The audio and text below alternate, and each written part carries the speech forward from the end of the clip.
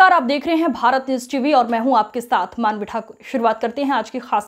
मोतिहारी राष्ट्रपति द्रौपदी मुर्मू मोतिहारी पहुंचकर central university द्वारा आयोजित दीक्षांत समारोह में ले रही है भाग। महामहिम के साथ मुख्यमंत्री नीतीश कुमार और राज्यपाल है चतुर्थ कृषि रोड मैप। वर्ष 2023-28 के शुभ अवसर पर भारत की माननीय राष्ट्रपति श्रीमती द्रौपदी मुर्मू को बुलाया गया है। उन्हीं के द्वारा कार्यक्रम का उद्घाटन कराया गया है। Bureau report Naresh Patel. मैं बहुत बहुत बधाई देती हूँ।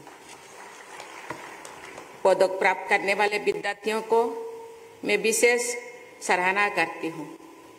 मुझे बताया गया है कि विश्वविद्यालय के विभिन्न शिक्षण कर्मकर्ताओं में प्रथम स्थान प्राप्त करने वाले विद्यार्थियों में छात्राओं की संख्या लगभग 60% है।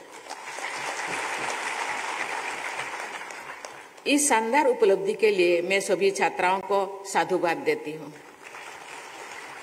इसी होनहार छात्राओं के उत्कृष्ट प्रदर्शन और बढ़ते हुए आत्मविश्वास में मुझे भविष्य के विकसित भारत का स्वरूप दिखाई दे रहा है। महात्मा गांधी ये मानते थे कि छात्राओं और छात्रों के शिक्षा के समान अवसर मिलने चाहिए। वे कहते थे कि यदि आवश्यकता पड़े तो छात्राओं की शिक्षा हेतु विशेष सुविधाएं प्रदान करनी चाहिए। गांधी जी के इस विचार को इस विश्वविद्यालय से जुड़ी प्रत्येक व्यक्ति को सदैव ध्यान में रखना चाहिए।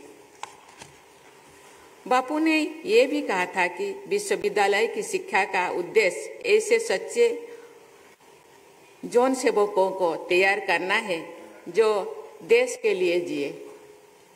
गांधी जी ने अहिंसा, करुणा, नैतिकता और निस्वार्थ सेवा के आदर्शों में लोगों की आस्था बढ़ाई। उन्होंने भारतीय समाज, राजनीति और अध्यात्म को बहुत गहराई के साथ भारत की भावभूमि से जुड़ा। विश्व समुदाय के अनेक लोग गांधी जी में भारत का मूर्तिमान स्वरूप देखते हैं। प्यारे विद्यार्थियों, आप सब राष्ट्रपिता महात्मा गांधी द्वारा भारत भूमि में किए गए पहले सत्याग्रह की स्मृति में स्थापित विश्वविद्यालय के विद्यार्थी हैं।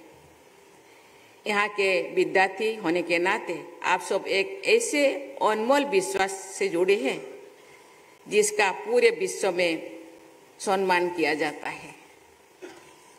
ऐतिहासिक चंपारण सत्याग्रह के दौरान इस क्षेत्र में गांधी जी बहुत लंबे समय तक रहे थे, जिस चीज को आदरणीय मुख्यमंत्री जी ने आपके सामने रखे। उनके साथ माँ कस्तूरबा, डॉक्टर राजेंद्र प्रसाद, ब्रजकिशोर प्रसाद, बाबू अनुग्रह नारायण सिंह, आचार्य कृपलानी तथा अनेक महत्वपूर्ण लोग चंपारण सत्याग्रह से जुड़े रहे। उस दौरान दीनबंधु एंड्रूज भी यहाँ आए थे।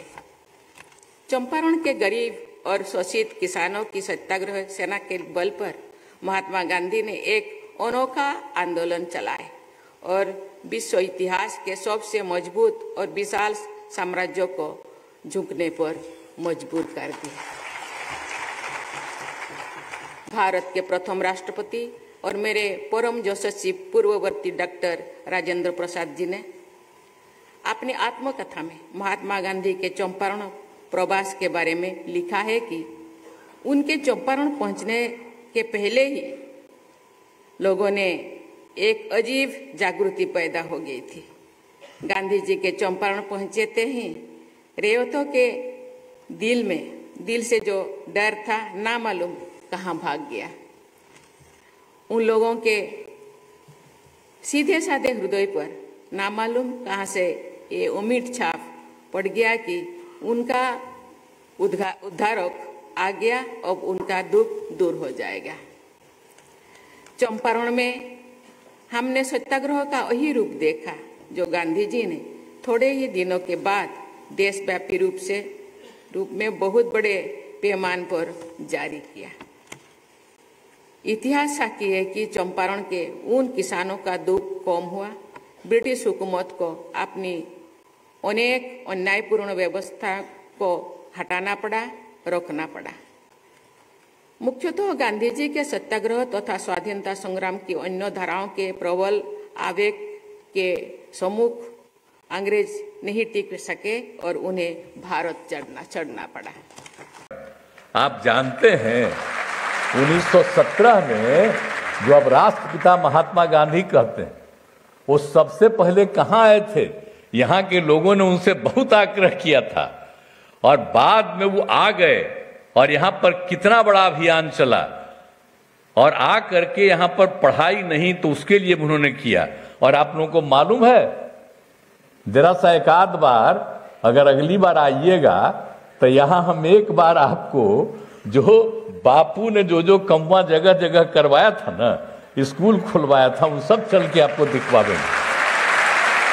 यहाँ पर कुछ नहीं था तो ये उन्होंने किया और हम लोगों को बचपन से इन सब चीजों का मालूम हुआ।